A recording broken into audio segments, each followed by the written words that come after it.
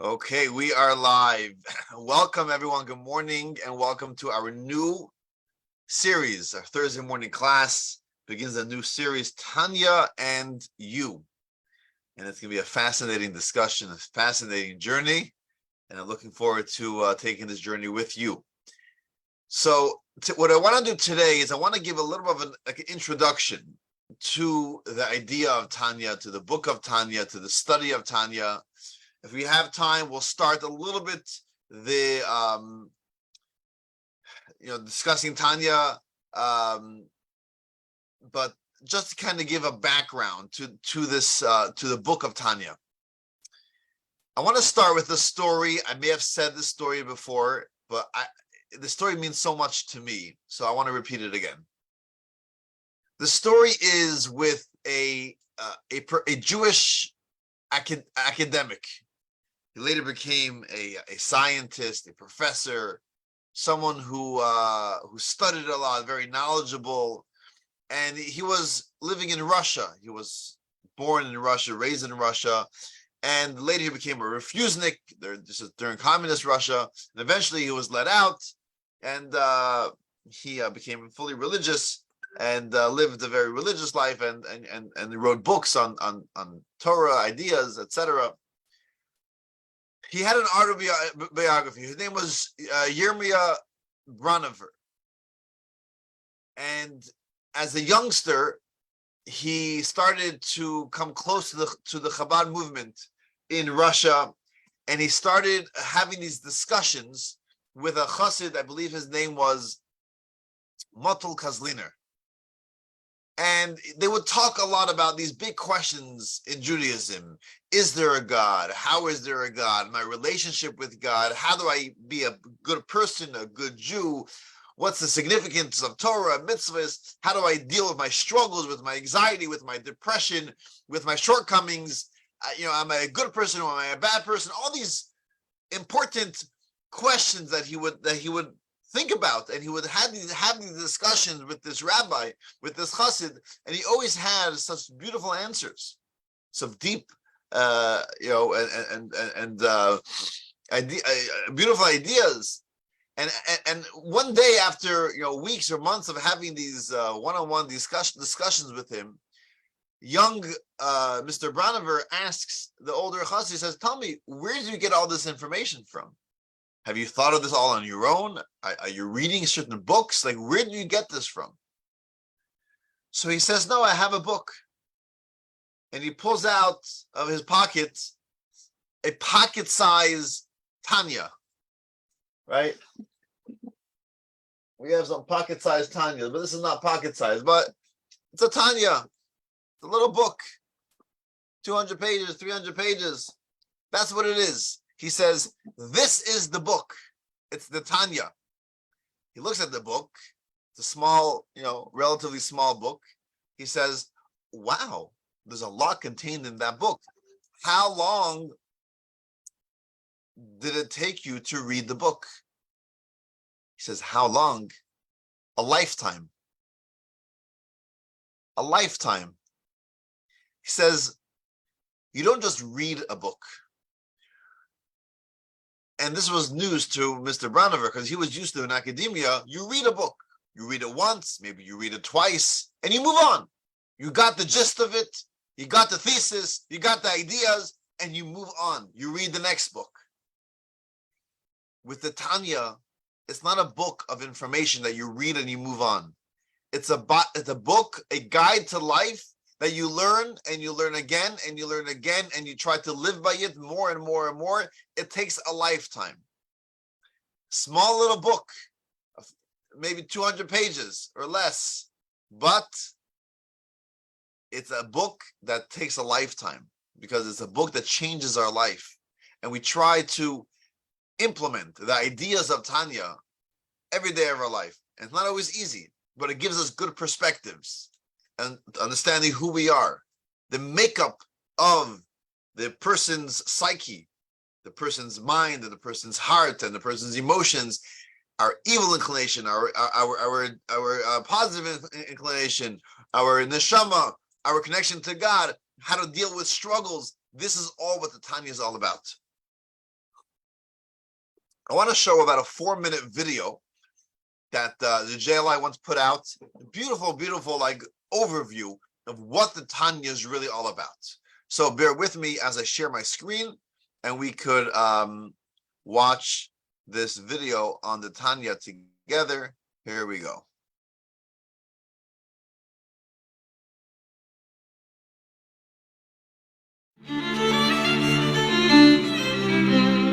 The followers of Chabad Lubavitch refer to the Book of Tanya as the Bible of Hasidism. It has spawned several thousand editions, was published in myriad locations across the globe, and it is studied daily by thousands of Jews, in private, in classes, online. This is what the page should look like. And through apps. Its author, Rabbi Shner Zalman of Liadi, was an 18th century scholar and mystic of rare abilities.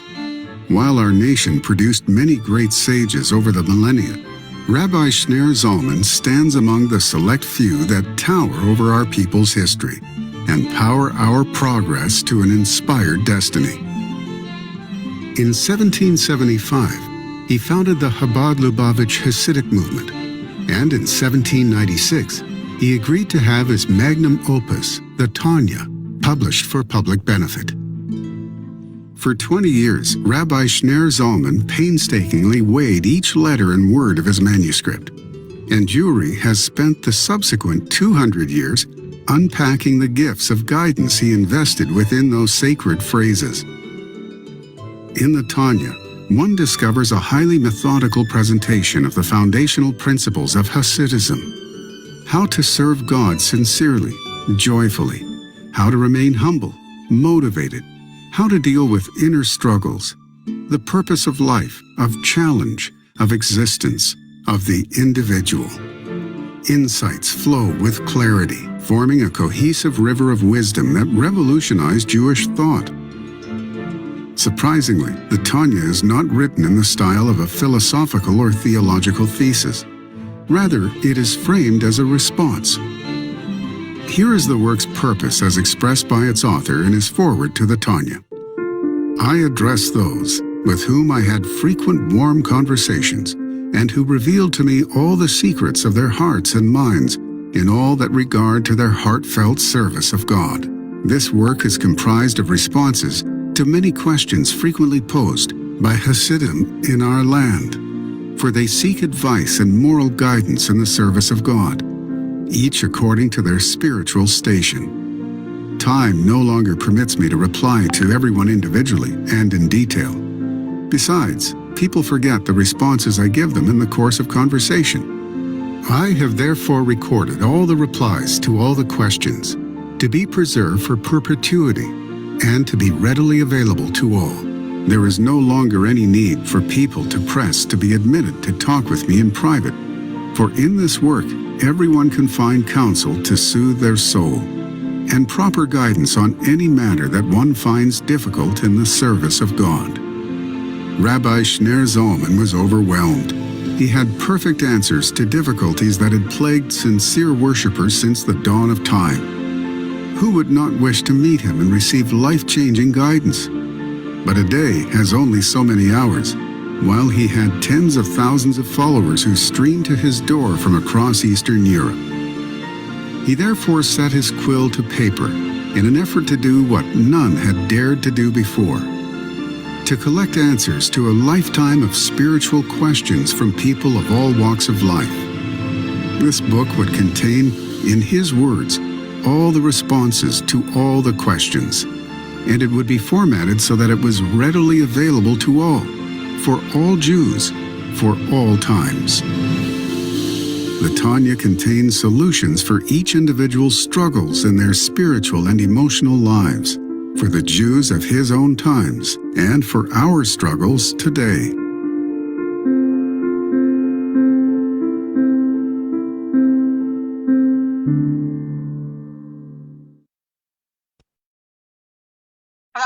כהן, אתה מצטרף באופן טבעי.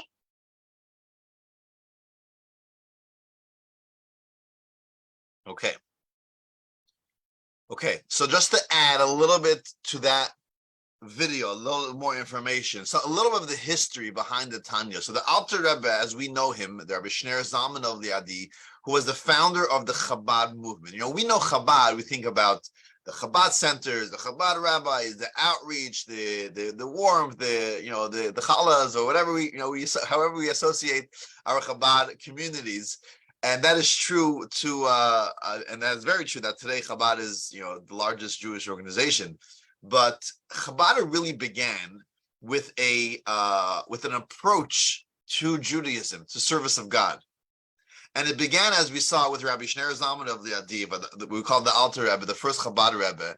And it began with people coming. He lived in White Russia, in a city called Lyochna, and people would come to learn from him and to gain guidance in their personal struggles in service of God, right? We all wanted to have this relationship with God, but we all know that isn't always easy, right? There is a lot of inner struggles, there's external struggles, and they would come and have like these private audiences, private meetings with the Alter Rebbe, with Rabbi Shneur Zalman, to discuss their issues, their struggles.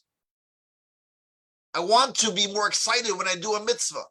Why am I not so enthusiastic to put on my tefillin or to light my Shabbat candles, to do the right thing? Why are there so many temptations? Why does God want me here? What's the purpose of creation? These were big, heavy questions that people would ask and have a direct, discussion with the Alter Rebbe. And the Alter Rebbe would guide them. And the way he would guide them is that he would speak to them about, who are you? Who is struggling? What is the struggle about? To understand yourselves.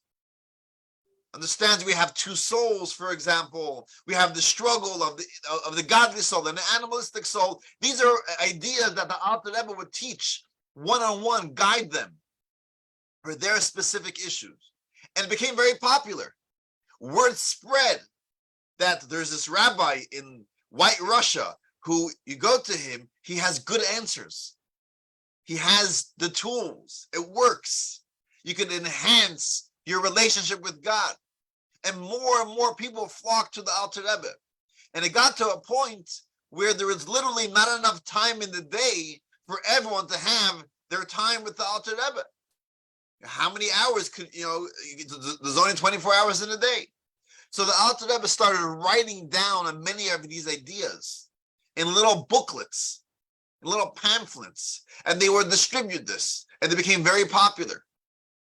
And eventually, he started to write these ideas, to compile them into an organized manner into the book of Tanya. And in the introduction to the book, the Alter Rebbe writes that what's unique about the Tanya is that there are many self-help books. You go to a library, there are many self-help books. How to be happy, how to raise a family, deal with this issue, deal with that issue. You know the story, someone comes to a library and says, tell me, where's the self-help section? So the librarian says, if I tell you where it is, it defeats the purpose, right? Self-help, go figure it out yourself. So the Tanya is not just another self-help book that's on the shelf. The Alter Rebbe says the Tanya was written based on conversations that I had with you. I know you personally because hundreds or perhaps thousands of you have opened up your inner struggles to me, and we had these discussions. They've been tried and tested successfully. I know it works. It's your language, it's your struggles, it's your issues, and these are the answers that worked. So I'm writing it in the book, but because it's based on these conversations with my disciples, therefore, try it. It's meant to work because it does work. So therefore, when we read the Tanya, we have to kind of keep this in mind. And basically, once the Tanya was printed, it became, it spread like wildfire. And truthfully, because it was unique, it was different, a unique take. So people started to refer to those who follow the Tanya as the Chabad movement. That's where the word Chabad comes from. Chabad, as we'll see in the Tanya in chapter 3, it talks about Chabad is the three attributes, the three faculties of our intellect. Chokhmah, Bina, Da'at. That's the acronym for Chabad. Chokhmah means wisdom, Bina is understanding, Da'at is knowledge, and we'll talk about the difference between these two. They sound all the same thing, but the idea is it's an approach to God, to Judaism, using our mind, using our intellect, using our Chabad. And that's why the movement was called the Chabad movement, because of the book of Tanya. This is really where Chabad began, because those who followed the approach of the Tanya, they were the Chabad movement. Today, you don't have to be Chabad to study Tanya. You go to any synagogue across the board from various sects of Judaism, everyone is studying Tanya because it's tried and tested. There's so much success. It's refreshing to study this book. And I am definitely looking forward and very excited to study this book over the next few months with you. The Tanya, the Alter Rebbe says, is not his own ideas. It's ideas based on the teachings of his teachers. Now, it's a very humble thing to say, because ultimately, there's never new ideas, right? Everything is based on something previously, right? Any professor that comes and says, well, this is a new idea, well, it's not a new idea. I based it on other ideas. It's like any math equation, right? The numbers were always there. I just brought it to the forefront. It's like a chef that says, oh, it's not a new recipe. The ingredients were always here. I didn't make up new ingredients. I just know how to play with it to bring out this beautiful, beautiful dish. And that's what the Alter Rebbe did as well. He took these ideas that were all scattered around the Torah, and he brought it in a beautiful, beautiful way, on a beautiful dish. Clearly, a set table for us to eat, to understand it, and to live by it. So, the Tanya itself, going into the study of Tanya, we have to know the Tanya itself, as you saw in the video, the original Hebrew is kind of hard to learn. Besides, that's obviously in Hebrew, which many of us don't understand Hebrew, but it's also written and printed in a way where there's almost no punctuation, there's no paragraph, there's no question marks and periods and things like that. So it could be a little hard to just read it in the Hebrew. But even if you take a direct translation, the style of the Tanya is written with it's a Talmudic style, it's a Kabbalistic style. There's a lot of references to previous works. Sometimes you get kind of carried away and not fully understand the references, the language, the style of the Tanya. And that is true with a lot of more Kabbalistic and esoteric works, but the Tanya is the same thing. And I know for myself, I can't study the Tanya without a guide, without a teacher, without someone teaching me how to study the Tanya. There's so much in the Tanya, but if you don't know how to read it, you could be thrown off by the style and say, I don't even understand what's going on over here. How is this supposed to guide my life? I don't understand these words. I don't understand these ideas, these concepts. What's going on over here?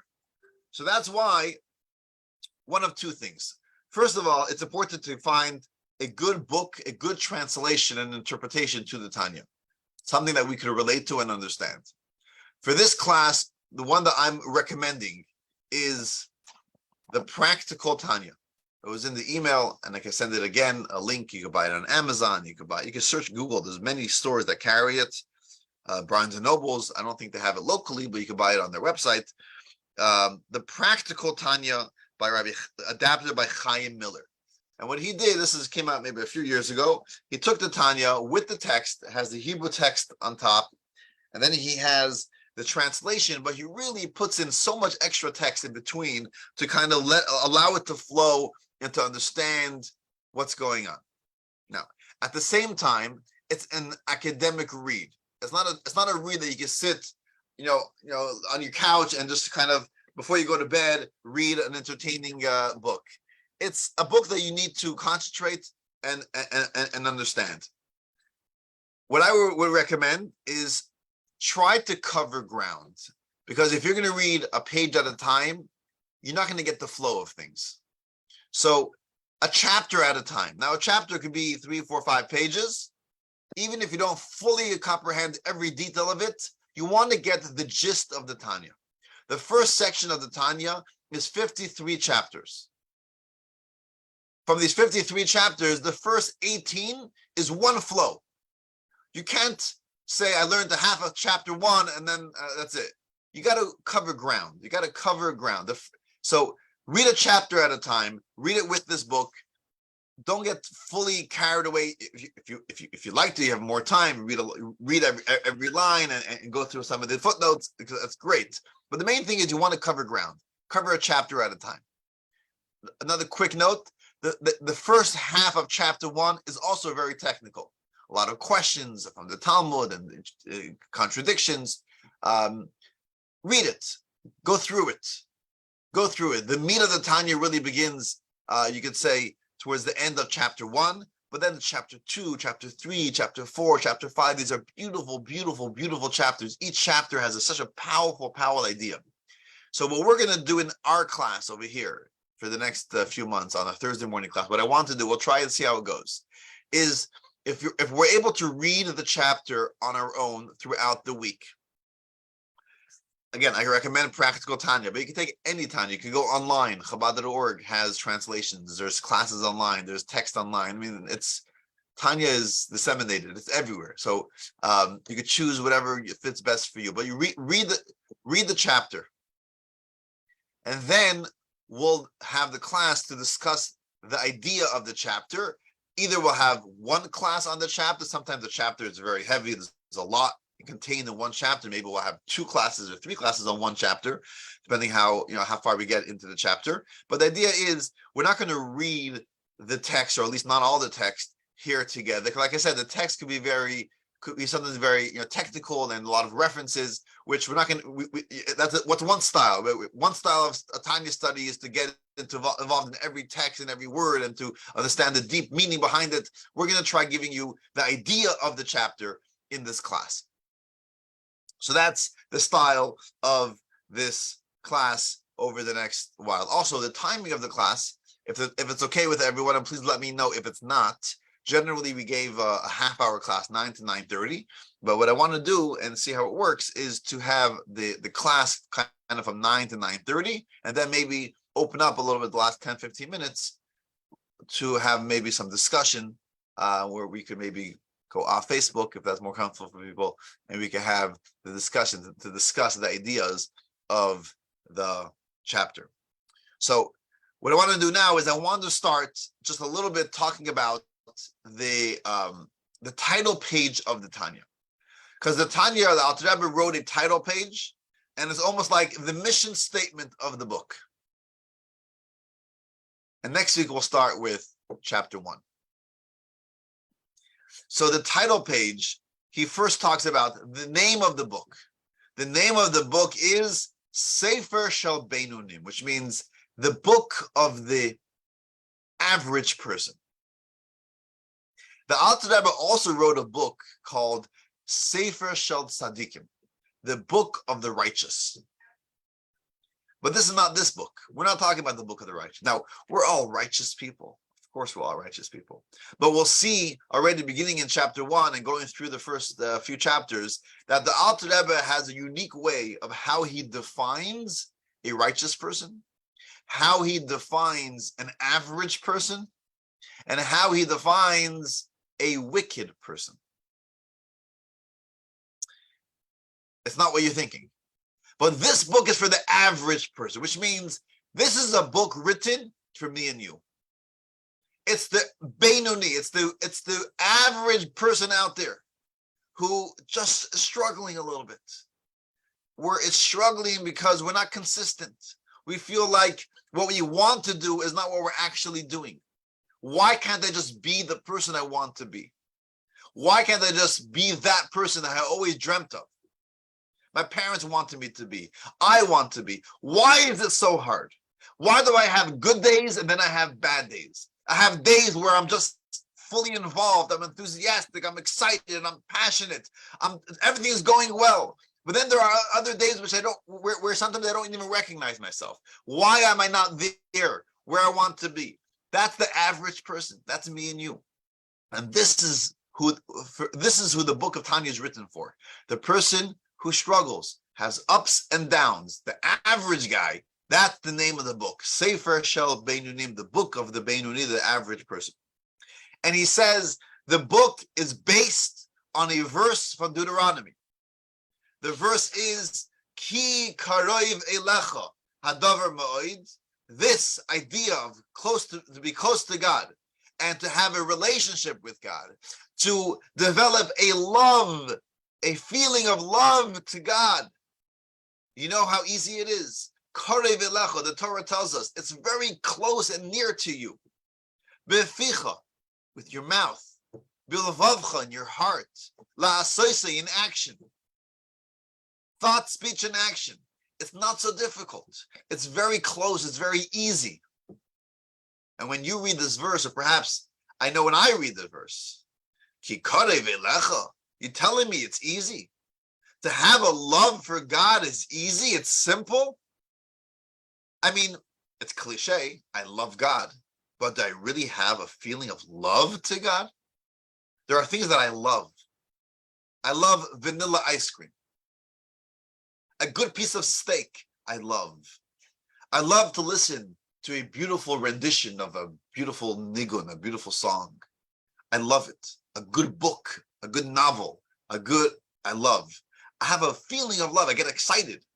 But do I love God? Now, we may be embarrassed to say I don't love God. I may say I believe in God. But you know what it means when you say you believe in God or you believe in something? Believe means I don't know much about it, but I believe in it. Right? Because belief means it's beyond intellect, it's beyond understanding. I believe in it. I believe that there are, life on Mars. It's a belief. It's an intuition that I have. It's a feeling that I have. It's a belief that I have. But I don't know anything about it. I haven't studied it. I don't know what science says about it. I don't know anything about it, right? It's a belief. I believe in God. I'm a good Jew. I was raised to believe in God. I trust in God. Great. But do I have a love to God? In my heart, do I feel close to God as I feel to my children, to my spouse? Something more concrete, something more physical, something in my world? So that's what the Tanya is here to tell us. That when the Torah tells us, Ki karev elecha, it's close to you, don't fool yourself. Don't feel guilty. Be honest with yourself. Is it close to you? How is it close to you? You want to know? Study Tanya. Tanya will tell you the Torah is true. If it says in the Torah that having a love to God is close to you, it's easy, it's simple, it's near, it's true. Let me tell you how. Study the book. That's what the book is here for, to tell you how to have a good and serious relationship with God. And then he concludes, B'derech arucha uktsara, that I'm going to teach you the long, short way. I'm going to teach you how to have a relationship with God, how to be inspired, the long, short way. What does that mean? So some say it means there's the long path, and then there's the short path, the shortcuts. But there's a reference here to a story in the Talmud with Rabbi Yehoshua. Rabbi Yehoshua was once traveling to a certain city, and he was outside of the city, traveling on the road towards the city, and suddenly there's a fork in the road. That happens, right? There's a fork in the road, and now what? Where do we go? So there's a young child standing right in the middle of the fork. So he says, "Child, tell me, what is the path to the city? I want to get to the city." The child says, "Do you want the short, long way, or do you want the long, short way?" Rabbi Yeshua is like, "Listen, boy, don't make things complicated. I just want to know the path to the city." "Well, do you want the long, short way, or you want the short, long way?" "Well, the short, long way sounds a little shorter. Let's go the short, long way." So he said, "Here, go down this road. You get the short, long way." So he goes down, and before he knows it, he's right there. He sees the city. The problem is, to get from the road to the city, it's full of thorns. He can't get through. By the way, I had such a similar experience. I was once, as a child, me and my cousin, we once got lost in the forest in Toronto. We went on a family trip to like a big playground and a little lake and whatever it is. And there's a little, trail, like a hiking trail through the woods. And we all went, the whole family, all the children, the older, the younger. I was probably about 11, 12 years old. And I was very adventurous. I said, we can't just walk down the trail. We got to go through the woods. So I went, me and my cousin, we went off the trail into the woods. And before we knew it, we were lost. It was daytime. It was in the city. So I'm not sure how many miles of woods there was really there. So I don't know how dangerous it was. But at the time we were scared and we were lost. We couldn't find our way back. And eventually we got to a point where we were at the edge of the forest. We were actually able to see in the distance. We were able to see the open area, the playground, the lake, but the problem was there was like this stream of water that was in between where we were and where we had to get, because we obviously, maybe we had a bridge at one point, and we were at a point where we were very close to where we have to go, but we had to climb over this stream of water, and we ended up falling in. A long story.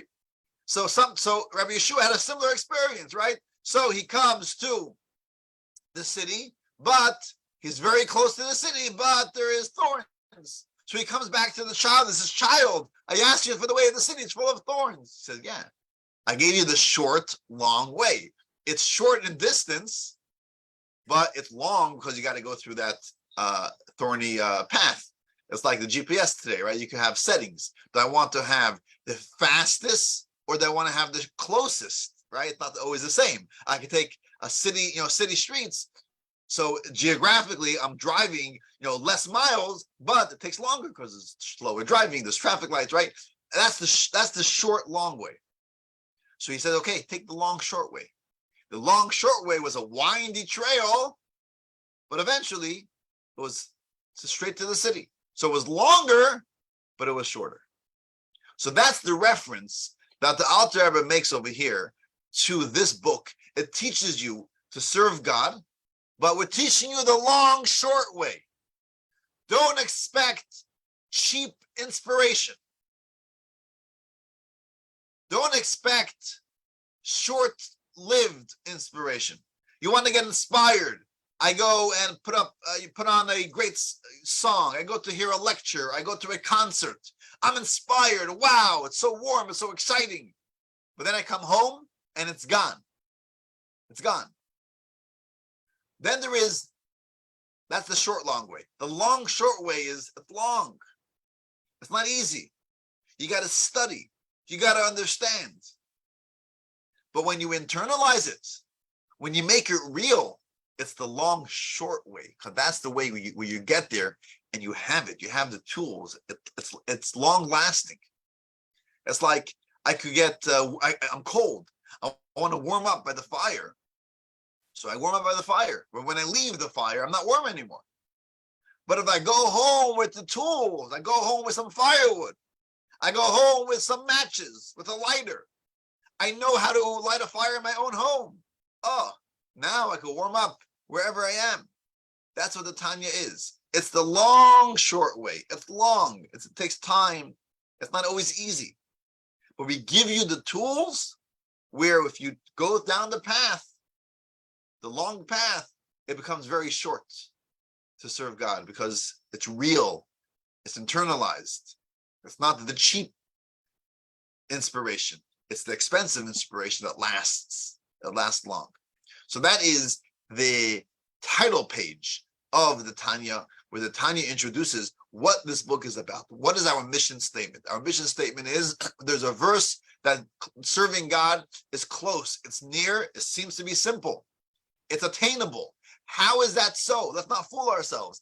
Read this book. You'll get the long, short way. It's long, but it's karev. It's close to you because it's attainable.